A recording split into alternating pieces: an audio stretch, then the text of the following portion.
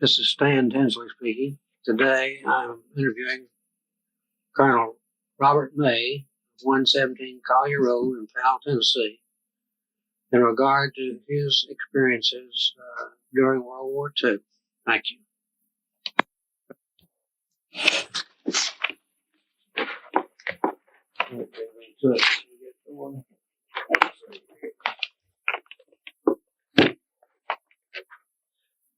You'll get a copy of this now later.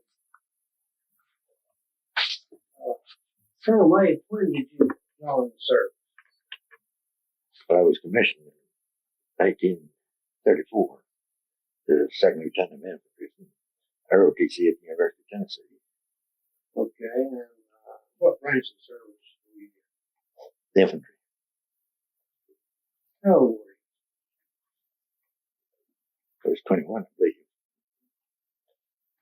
Any others members of your immediate family in the service?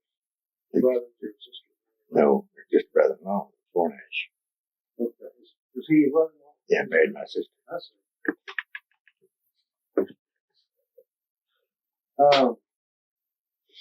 I think if you will, just start and tell me about your experiences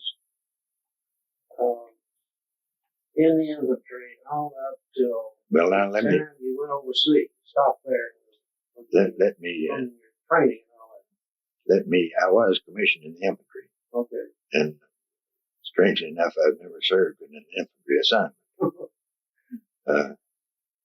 When I was called active duty in January of 1942, I was assigned to the 1st Armored Division. 30 of us, all lieutenants, reserve. 3 of us were assigned to division headquarters, and I was assigned to the Adjutant General's office. I'd never heard of the Adjutant General's office in my life, didn't know what it was. And that's where I started on that track. I stayed with that during the trip to Ireland, where the division stayed there, until we moved to Liverpool, and then went on the invasion of North Africa from Liverpool. What do you do when you're adjutant each other? That's basically the administrative and the personnel functions of the unit. Okay. Talk about North Africa. We went into North Africa, the invasion in late 42. I remember very distinctly that one battalion of our division went in on a British destroyer. There was a French warship in the harbor at Oran, and they opened up point blank on this destroyer and killed most everybody, if not everybody, in that battalion, about 600 men. There was a Lieutenant Colonel George Marshall, strangely enough, the same name as the Chief Staff of the Army, that was commanding that battalion. He had just joined us at Fort Dix before we went overseas. We went from Oran across Algiers, then to Tunisia.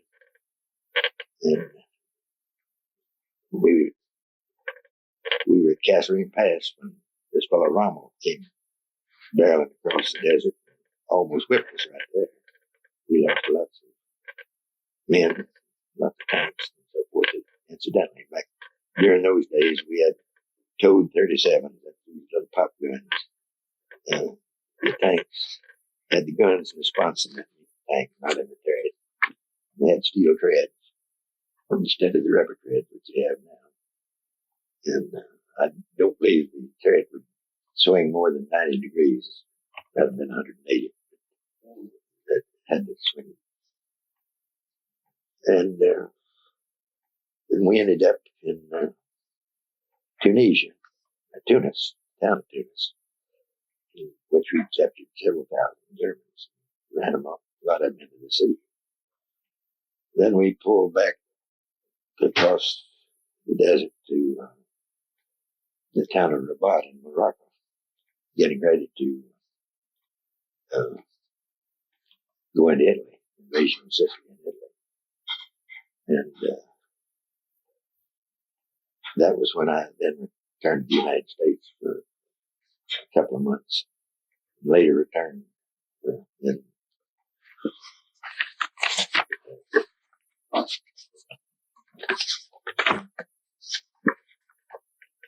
March of '44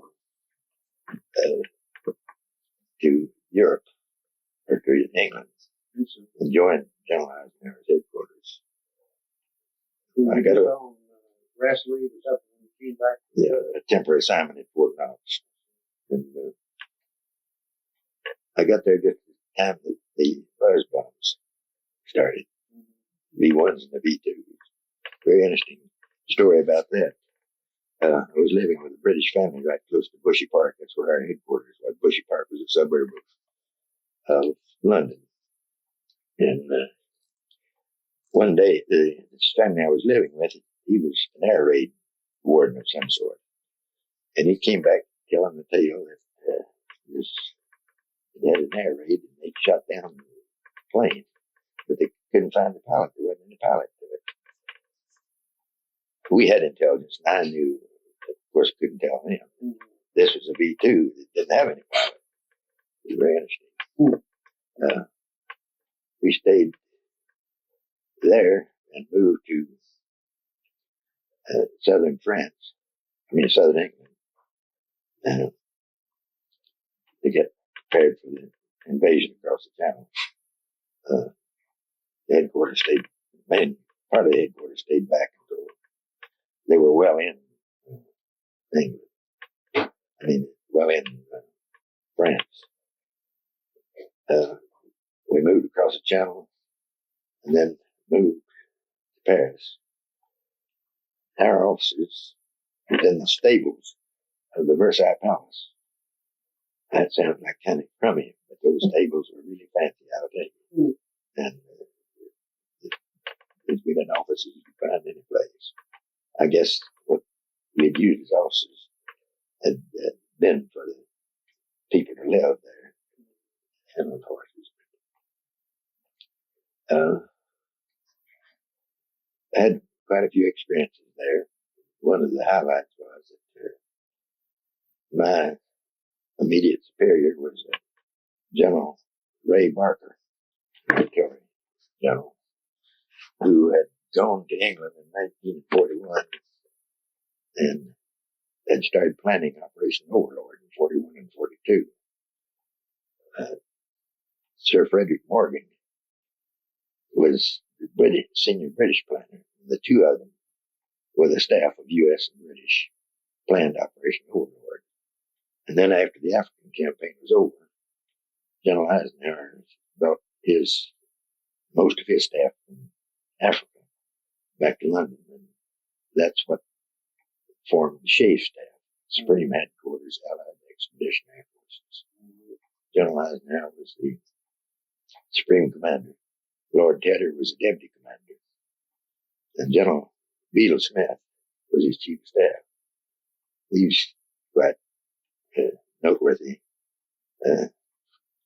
quite a taskmaster. I lived next door to him one time in Frankfurt.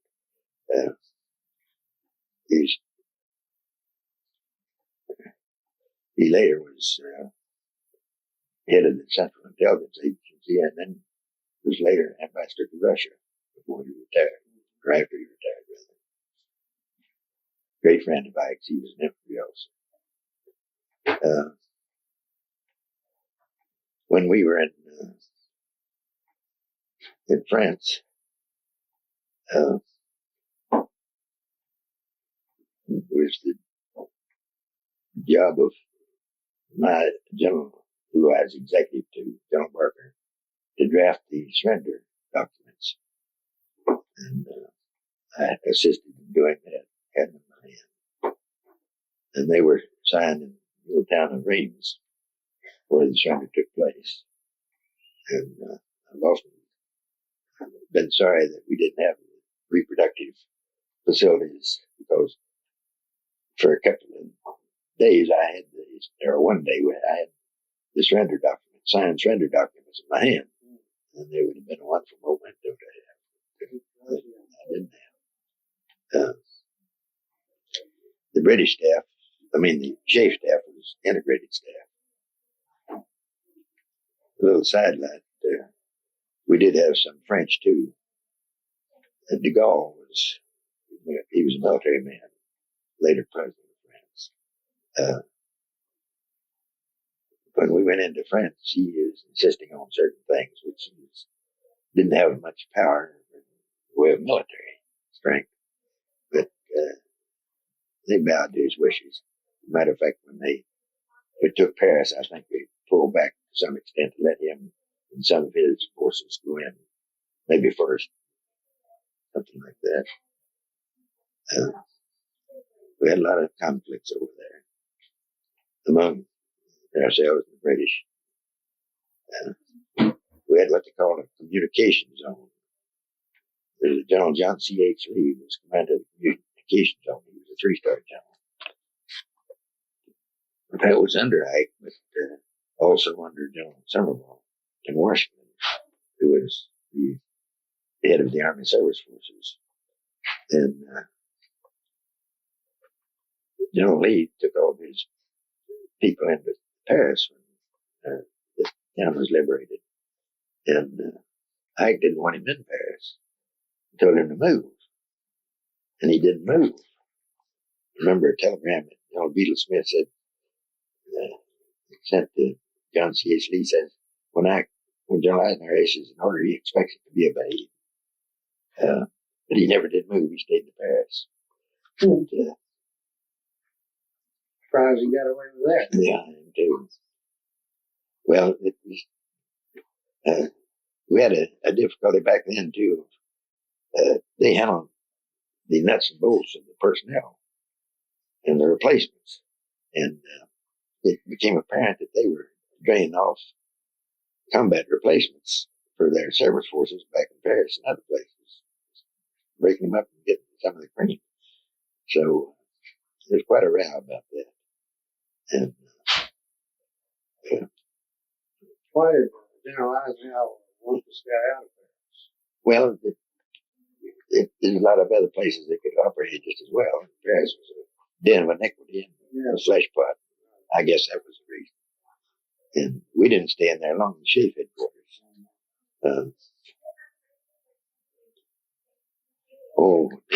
While we were in Paris,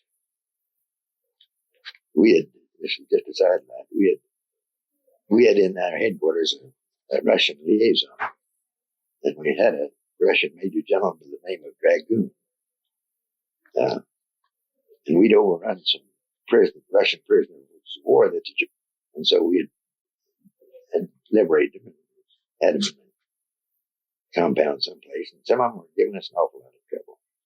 And so we complained to this Russian Major General Dragoon about the trouble with these Russian prisoners and the others. Well, he says, if you will give me their names, I will go down there personally and shoot them. So that was another interesting sidelight I had. Was that we were responsible for prisoners of war and their welfare, both ours and enemies too. That's the G1 section that came with them. So it was apparent that the Russians were going to overrun quite a few of our prisoners that the Germans had taken in their zone. So a British brigadier and I went up to the town of Torgau on the Elbe River. And we were there when we first met up with the Russians, the U.S. forces, the Russians met at Torgau. And we negotiated a lease for 3 days just to get the Russians to agree for us to go over into their zone to try to find our prisoners of war. We never did get there in time to pick them up. They infiltrated out before we could get in. We had taken 200 C-47s, that's aircraft, 200 aircraft, to haul those boys out of there. Mm-hmm. And we never did get there. We got a few of them. They straggled out and got out themselves. They did get out? Yeah. But was some experience in meeting up with that mission. They were a little bit brutal. They weren't going to let you. They didn't. I guess they had to get higher approval. Yeah. This is 3 stars, a Russian general that we were dealing with. I guess he's an Army Air Corps. Well, you all using interpreters so you can talk back and forth? Usually, yeah. And some of them speak English. Yeah. That was an interesting experience. I remember landing, going there with these puddle jumpers. We call them artillery observation airplanes. Little bitty dollars. Wasn't more than $1,100 worth of airplane. Yeah. And we landed at Leipzig on the way to Target. And there's holes all over the runway. And we dodged them, of course. And just as we landed, the Germans came running out there. Those are mines out there, all over the airport. Luckily, we missed them. I'll tell you, look back on those things, it kind of gives you the cold too. That's right. A lot of luck, you're still here, I guess.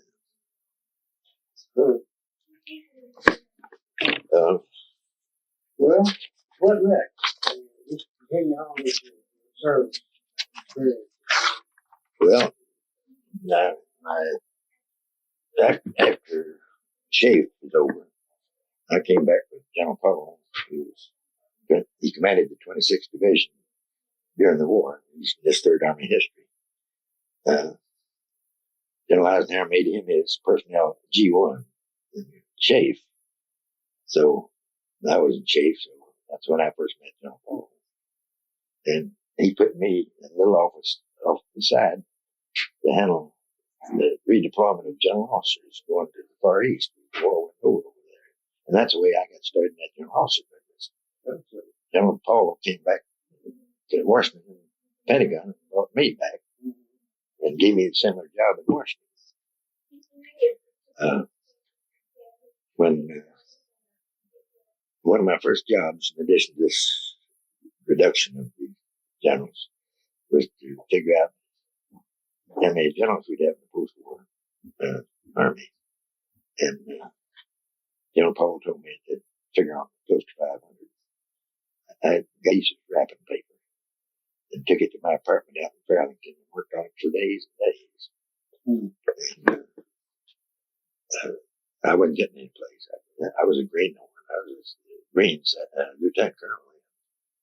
And so I went to him one day and asked him for a little help. He said, well, I'll tell you, I'll send you down. Let's talk to Big Simp. Hell, I didn't know who Big Simp was. He called Big Simp and said he's sending this young May down there to talk with me. He said, room so-and-so in the Pentagon. Secretary issued me in. And there was a table that looked like it's belongs from here at the University of Tennessee. They were surrounded by about 12 generals. And the head of it was General Simpson. He was an Army commander in Europe during World War II. And they were studying the reorganization of the Army. He set me down right beside him with all the damn generals there looking at me. And he said, now, young man, what is your problem? Hell, I didn't know whether or not I had a problem. But if I did, I didn't know what to ask about. But we finally got some help from him. That was my introduction into the Pentagon. I guess General Powell figured the baptism of fire is the best way to kill a man. Yeah. Good. Yeah. What do you think of British in general? Oh, I know. They're good. They're good. They had a decoy plan, both in communications and rubber tanks and so forth, down on the coast to just fool the hell out of the Germans. Yeah. Their traffic on their radios. And then from an aerial observation, they would think we were down there, gonna jump off at a certain place and jump off an entirely different place. Let's see now.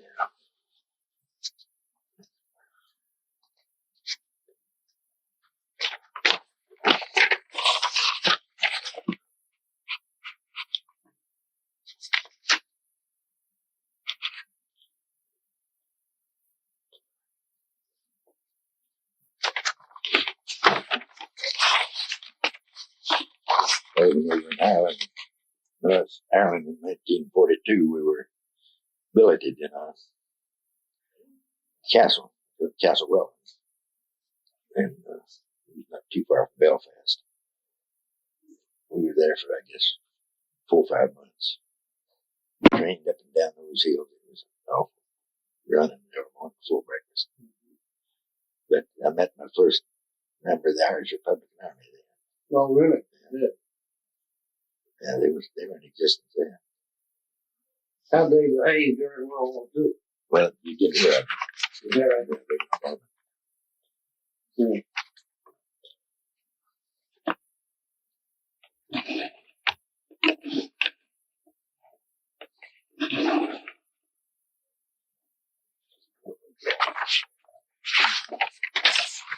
So I'll tell you, we can't reproduce this without your pictures.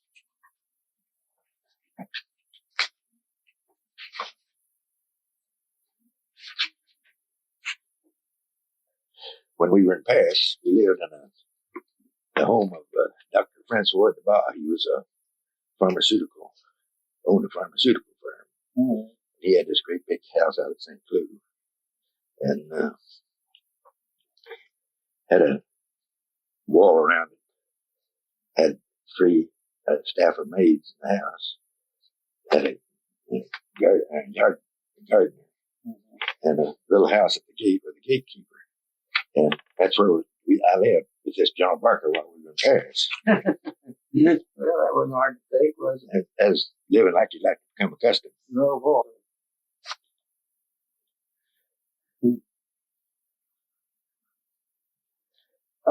There wasn't really much damage done, if any, comparison was it? Very little. Open city. Uh, Was the Germans were concerned. While we were there, we had several visitors. David Nevin was on our staff, G1 staff, and he visited out in this chateau several times.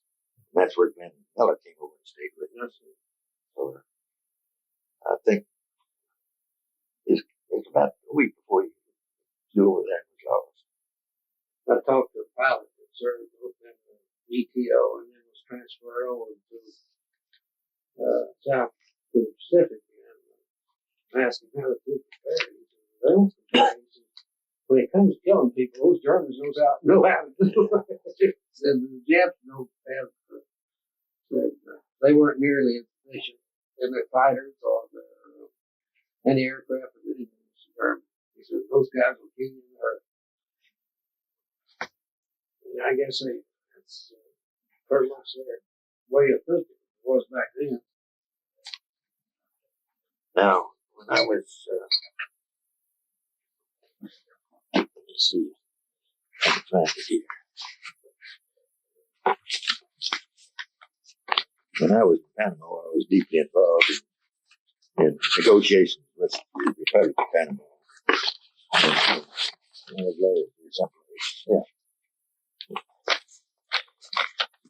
This is a letter from the governor to me, Governor Panama, Joe Potter, which will describe a little bit about whatever.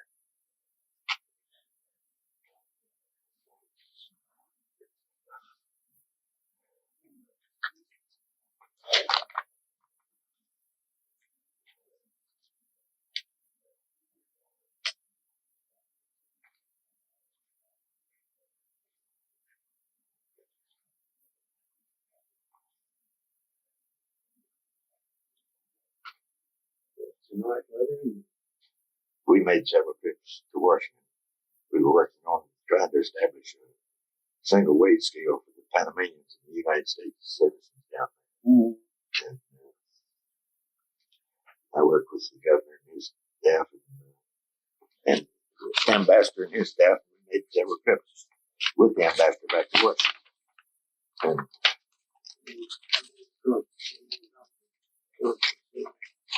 And this is the letter that Joe Potter wrote to General Montague, the commander.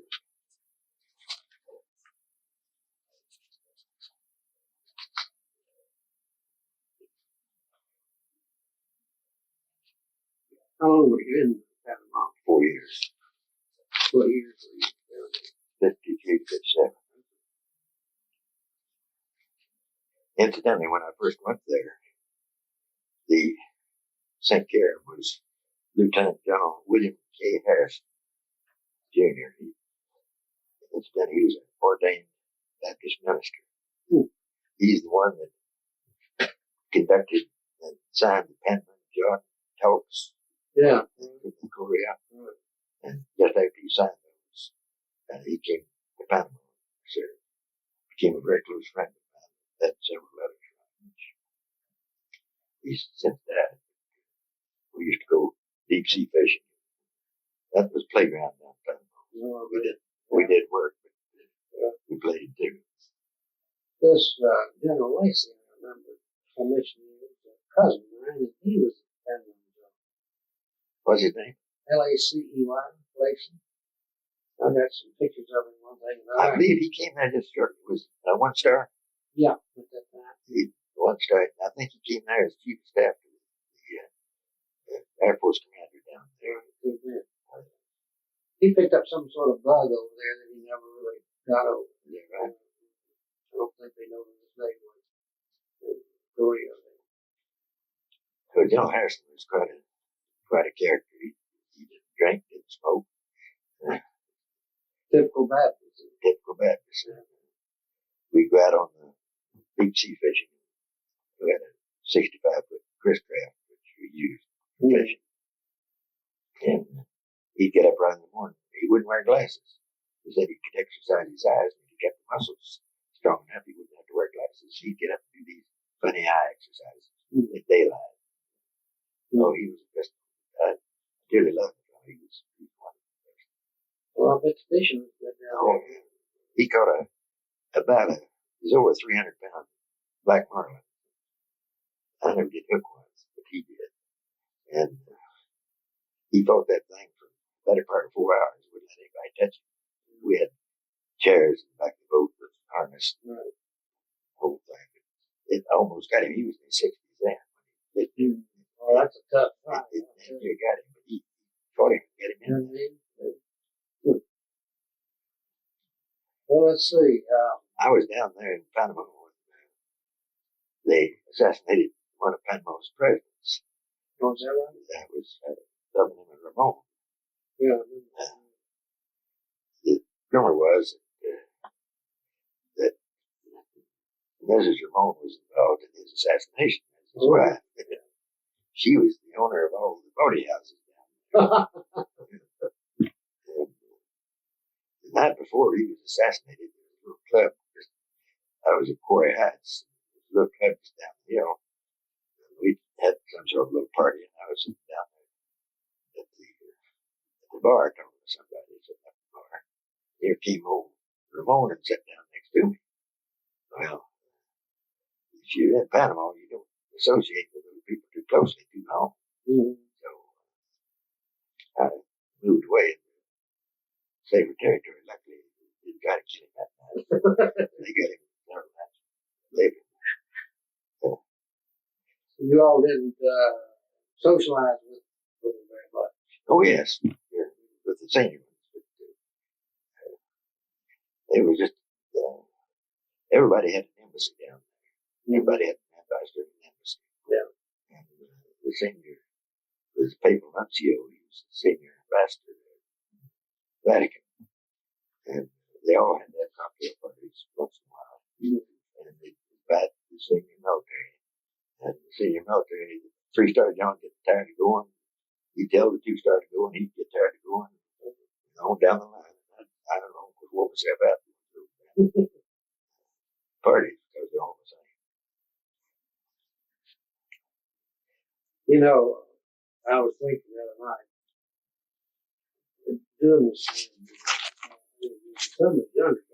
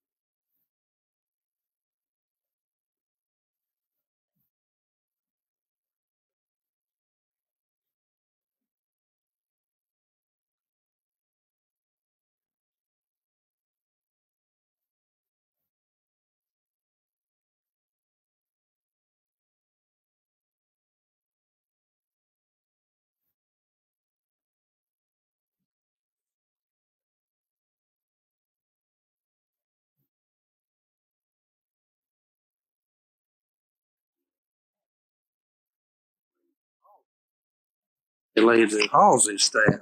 Evidently, he had to have a junior officer, or this, that, and the other, and he was showing me that life is nothing but a ball. The war had about a year to go, and all they did was play. Incidentally, back during my ROTC college days, there was a young captain came there by the name of Bruce Clark. He was an engineer officer.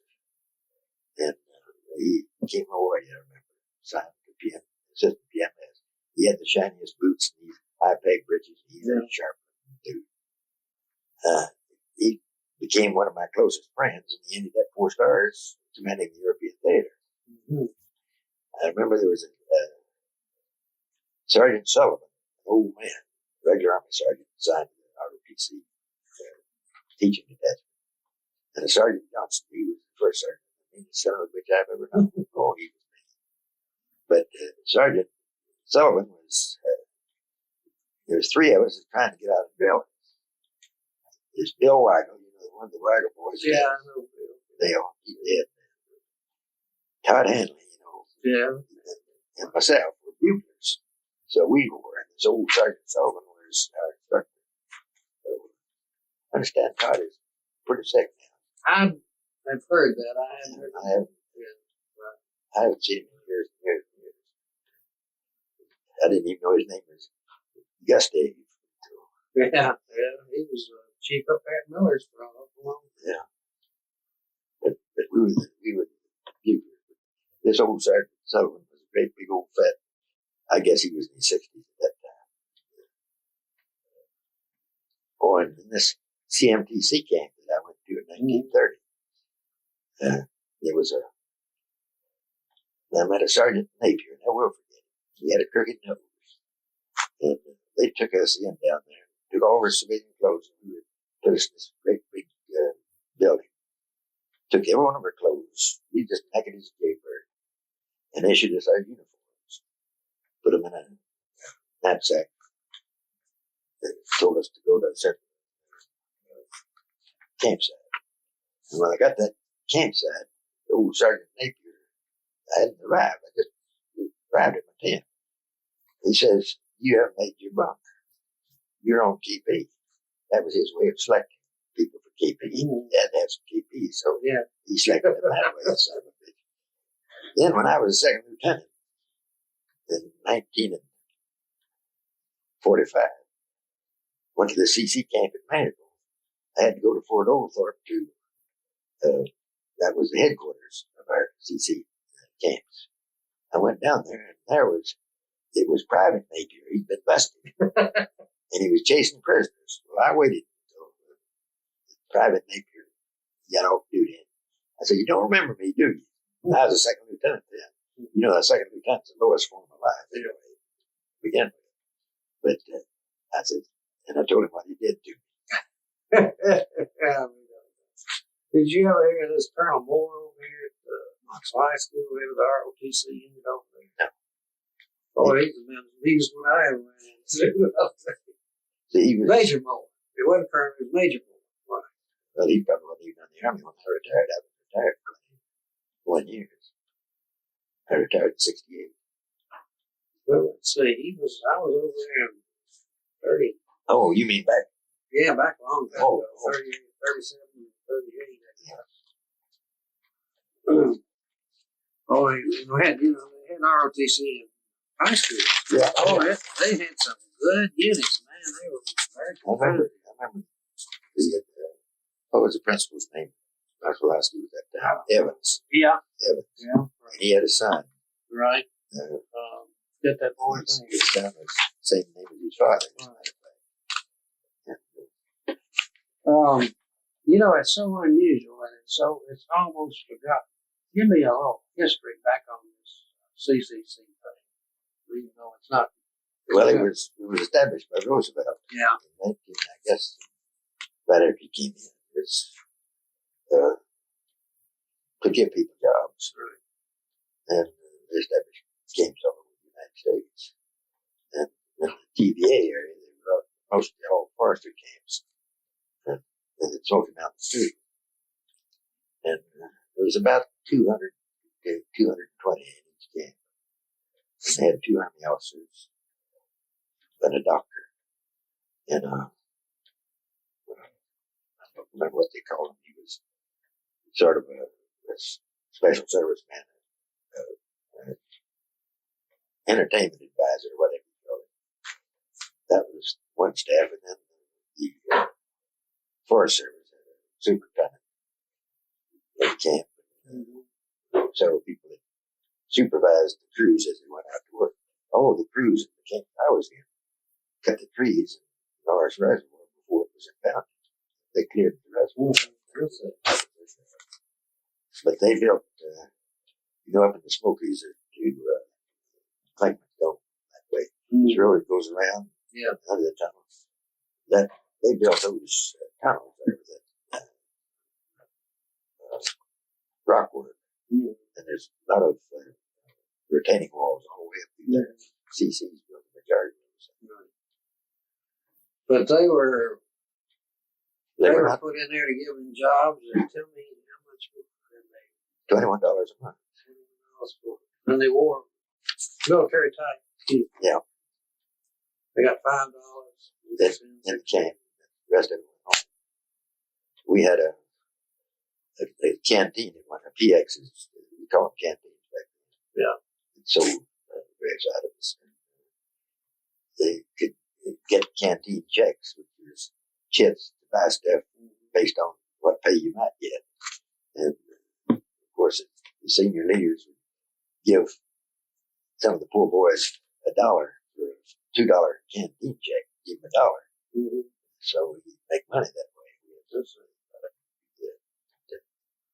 And what did you say cost to feed them, and how well were It was 45 cents a day. And you could have T-bone steaks, anything you wanted at 45 cents. That was the ration. We could buy on the local market, and then we'd get supplies from Fort Oglethorpe through Tazewell, shipped it up to Tazewell. That was a very successful experiment. It was very successful. And it trained a lot of Army officers. Not in any tactical sense, but in the administrative sense. That's the only experience that I'd ever had. CC, and then 1 to 2 weeks active duty. Between that time I was told I did service in 42.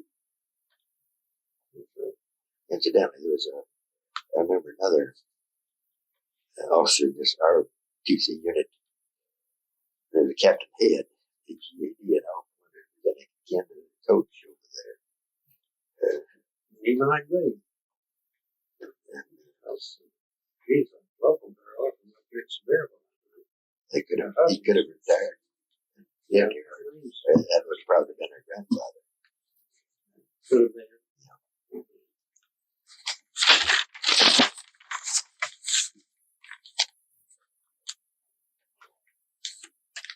When did you get back in the States?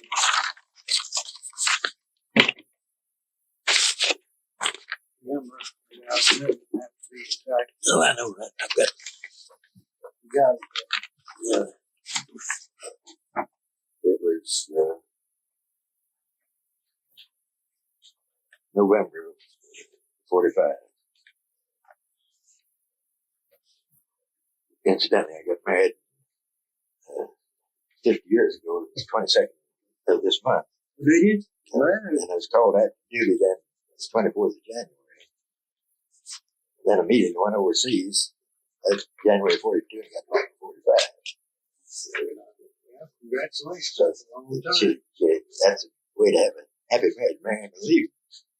I was back for about 3 months or so. During the time I came back from Africa and went back to Europe. Let's see, I guess your wife was in Panama. Yeah.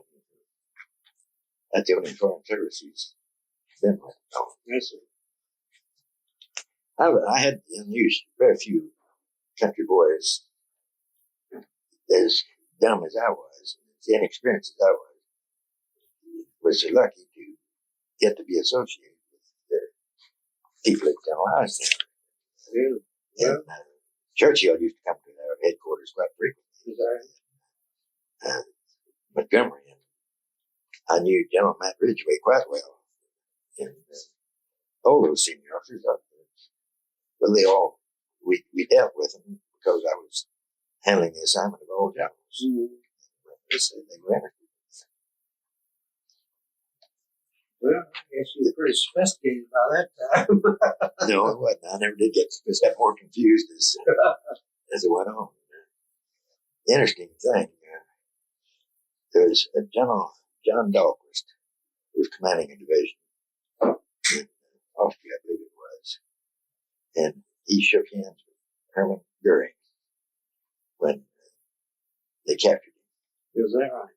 And that boy, that set the press afire. They didn't know why in the hell he would shake hands with the enemy.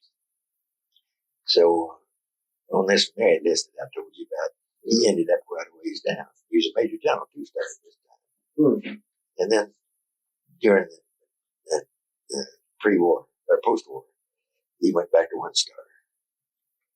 But he later made it back as 4 stars and commanded Army Ground Forces at Fort Monroe, Virginia. He's since died. Well, what possessed him to do that? Well, Just, the gentlemen soldiers. yeah. Well, Incidentally, while I was in Paris, another interesting trip I took, this General Barker, who I lived with in this chateau you saw there. There's one other colonel lived there. There's 3 of us lived there. We had 3 maids, gatekeeper, gardener, whatever. We went back to Luxembourg. That's where they incarcerated Goering and all the senior German characters that were still living. So we went back there and we spent a couple of days there talking with them. I was at the party. It just General Barker and myself, 2 of us, and his aide. Well, it's just general conversation, or are you trying to get Just general conversation. What, did Goring commit suicide, or was he dead? He did, yeah, before he took some sort of capsule and smashed it in his mouth. Oh, yeah. Before they hung him. Yeah. He was tried at the Nuremberg trials. That's what it was. But to be so insignificant as far as the Army is concerned, and then get that opportunity to know all these people. It was liberal education to me. I could never dreamed of having had the experience of that. Oh, gosh, I loved every minute of it. a very interesting life, didn't you, sir? I loved every minute of it. Oh, another experience I had. Officers are ranked from the day they graduate from the military academy or they're appointed. Mm-hmm. The rank among themselves depends on where they stand on the promotion list. The senior, the best graduate at the military academy, usually an engineer, is at the top. So he's senior to all the rest of them, all of his career, if they have the same rank. Yes, sir. They go back to that promotion list. But during the war, when they had temporary promotions, that was all jumbled up. So General Eisenhower decided while I was there, and this became my job too, to get them all back to their relative permanent ranks, if they were all the same grade. So we tried to do that, and that brought on some peculiar situations because here is a senior man who had been promoted over several people, and he's there to 2 major generals, and he was senior to this other major general who maybe had worked for him. And then when we adjusted these dates of rank, I had to get authority from Congress to do it. Then he just became the opposite. Yeah. And another reason they did that, though, we were integrated with the Navy so long. The Navy Rear Admiral, they don't have a brigadier general. They have the old rank of Commodore, but they don't use it. They had the rank of Rear Admiral, upper half and lower half. The lower half is equivalent to our brigadier general, and the upper half is equivalent to our major general.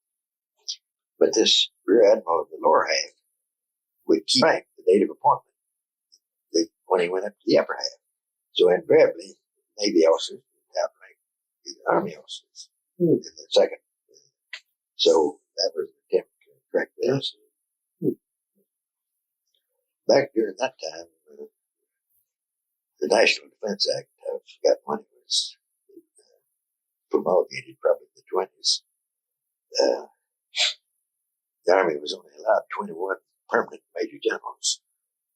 I've forgotten how many brigadiers. And that permanent major general could stay on until he was age 65. He was much sought after. There was one man whom I won't name told General Eisenhower that he was about to retire at age 62. Says, if you'll just appoint me permanent major general, I'll go ahead and retire right now. Well, one of the 21s promoted him.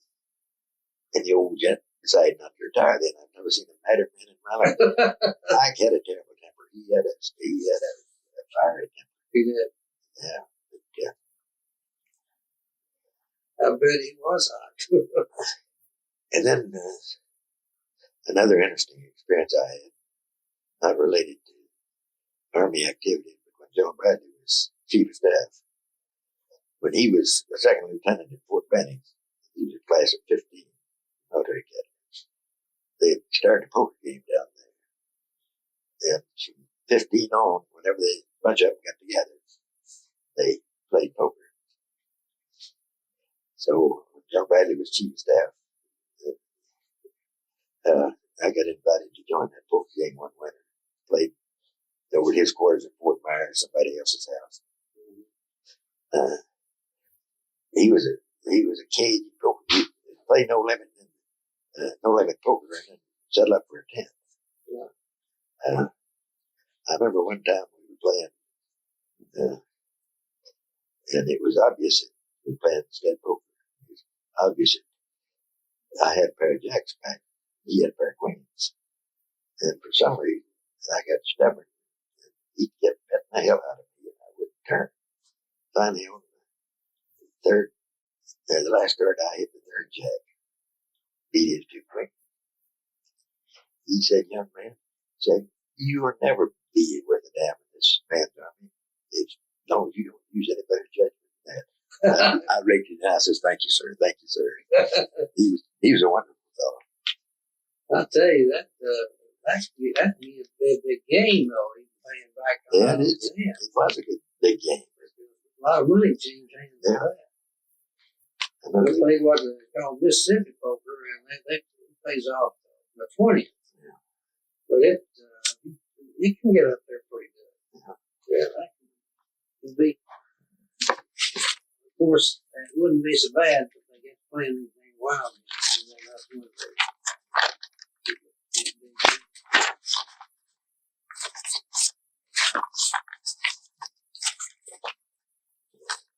Things like that come to you. And you start talking. Another interesting thing happened to me when I was over at the university. Just to show you how times have changed. Dean Massey was the dean of men over there. And the girls' glee club was going up to King College to sing. And when I go to the car for my dad, and I took one or two of them up there. I think it was one. That's kind of sweet on it. Sang. And we didn't get back until after daylight the next morning. She was staying in the dormitory. That was my downfall. At 10 o'clock that morning, I was called to Dean Massey's office.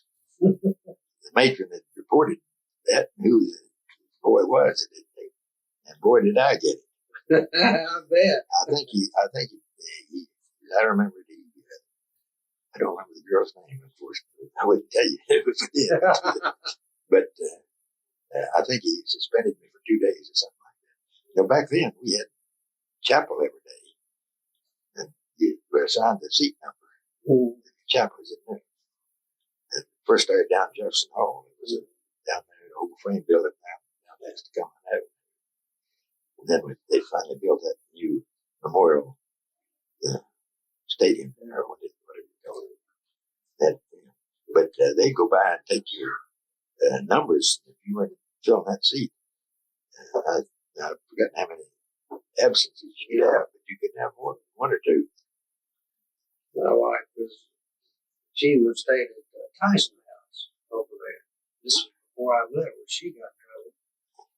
And there was a perfectly innocent bunch of them, 5 or 6 of them, piled in the car and went to Chattanooga one afternoon at night. And the car broke down. And she got back in 3 or 4 o'clock in the morning or something like that. And boy, she really caught it. I'm telling you, they could really, throw you out if you did very well another offense. And they threw her out of the university. They were very straight. This is before I met her, and I'd heard about it. I said, "Hey, you're a pretty wild girl." She said, "Well, that sounds that way, but I'm not." What year did she go there? Let's see. We and I were in the same class. We were in class of 43. And, so I say, I guess this was 41 and 42. Yeah. Yeah, I didn't go back. My sister was in the class of, let's see, she's 4 years after me. I was 34. She's 38, I guess it was. Oh, Yeah, they came through there, and we'll forget it. Talking to a bunch of us in that little ROTC, and said, "We will make you all, we'll commission you in the Marine Corps now, second lieutenant." Which I said, I got to think about that. Guys that did, they ended up in Guadalcanal, up flat, and they came back.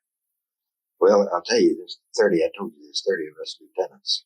Mm-hmm. I was in the first lieutenant, the rest of them were second lieutenants. Signed to Fort Knox in 1942. Mm-hmm. 3 of us signed to division headquarters. I was signed to the Admiral's office. One assigned to G3 and one assigned to Signal, I believe it was. I guess he'd answer the telephone sometimes. It's about that simple. The way but the other was signed to the regiments. And very few of them got back. Yeah, going in that early. Sure. Pretty high attrition right back then. I remember when we went into Catherine Pass, which is a famous battle we had down there. We were greenhorns. We hadn't fought. And our division commander, whose name was Orlando Ward, was relieved. And I think unjustly so. But they felt that the division had been together too long. The officers had everybody knew each other, everybody knew each other's wives. Too friendly. They couldn't look at him partially. They brought a fellow named Ernie Hunt, State Hunt, and he was that rip snorting bastard. He brought all of us officers together.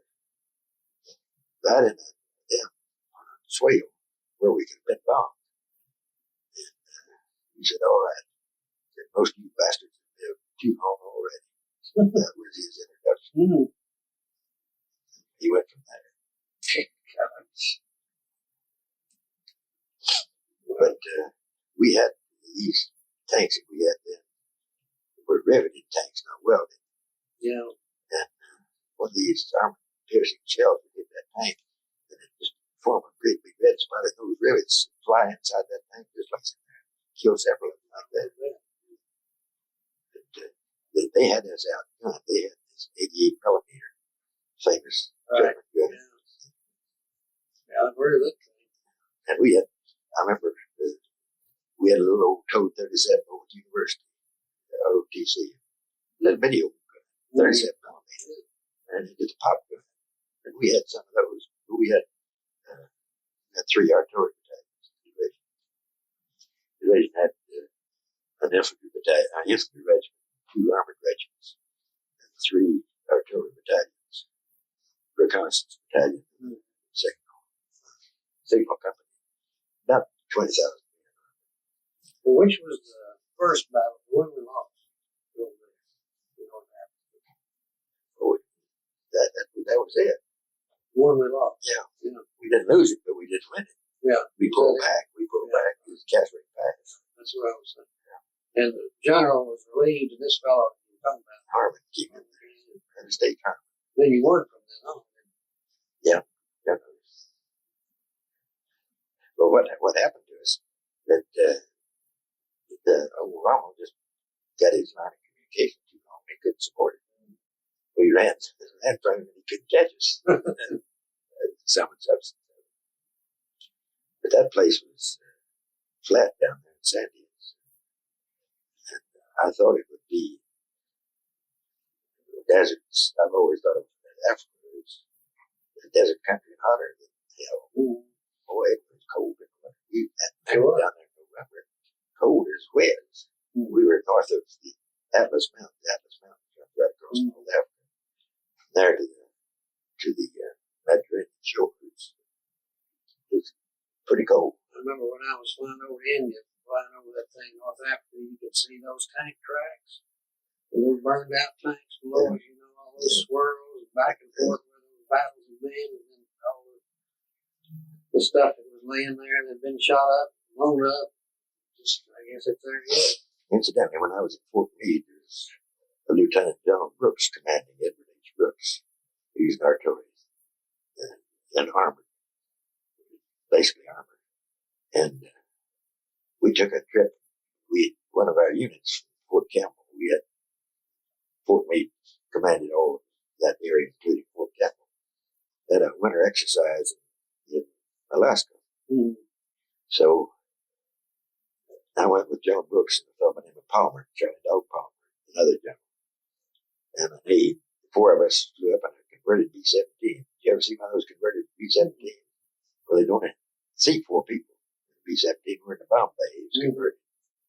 And we were flying up there and stopped someplace in Great Falls to get winter gear. And then took off, had to cross what's the mountain range out there? Rockies. Rockies go all the way up there. And we had taken on ice. That ice had come over that propeller and hit the side of that sound like it was coming apart. And to get to we had intercom with the pilot. And I said, the pilot said, "You having any problems?" No, no sweat, no sweat. So to get to him, you had to crawl through a little companionway to get on the ends and knees. So I decided I'd go up and talk with him first. Well, he had on his blue Air Force shirts. And he had it was cold weather, and he had a ring of sweat up his arms like that. We just barely made it because the Rockies. Yeah, I wouldn't be surprised. We landed in, I forgot the name of the town, but it was cold. The town where they have the underground tunnels from one house to the other, one office to the other. Fairbanks. And then we went up north with the Arctic Circle and spent the night and left the engine on that C-47. If it never stopped, it never would have stopped. No. We sure it wasn't. And on that same trip, we went out to Kodiak, which was up on the end of the Aleutians. I remember we filled the tail gunner's compartment full of these big king crabs. They were that big around. I've never seen things. And when I got back to Fort Meade, it's wintertime. We got back with them still frozen. I threw one in my front yard. My wife, she didn't know what they were. Also, when I was up there, this John Brooks and I went out to Dutchman Flats to witness an atomic explosion. And that, you ought to see. They had trenches built. I don't know how far it was, maybe 3 or 4 miles, ground zero. But they had the trenches built for us to be in there. And I remember there was a 4-star general right in front of me in that trench. His name was John Hodge. And he's commanding Army Ground Forces at Fort Monroe. He was up there. And he was just as scared as I was, because when that damn thing went off, it was a civil defense exercise. They had houses built up there. And this was a tower explosion. And when that thing went off, it just went right everything. And strangely enough, we went into ground zero, walked in, right after that happened.